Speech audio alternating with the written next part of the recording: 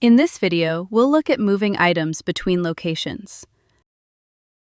My manager has asked me to place 5 shift levers on the blue shelf in the garage for some upcoming repairs. First, let me find them. I'll type shift lever. Okay, I see we've got some in the storage room and some in the office storage.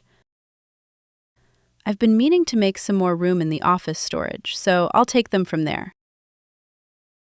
All I have to do now is just drag and drop. I'll drag from this B shelf here, and I'll drop right on top of the blue shelf. Okay, so it's showing me everything in that B shelf, and it's already highlighted the shift levers for me. That's convenient. I only need 5 of these. And let's save. A comment. Let's see. Prepping 5 shift levers for upcoming repairs. Oh, and I have a work order for this as well. I'll just type in the number. WO-45B.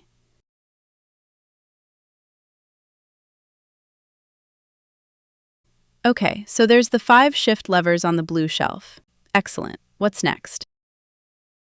We're renovating the office basement this week, and the crew have moved everything out to a temporary shed. Let's update the map. I'll drag from the basement to the shed. Okay, everything is coming out, so I'll click on Transfer Everything. Okay, let's save that. And I'll say, clearing out the basement for renovations.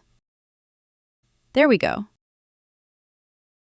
Now the basement's empty and the shed is full.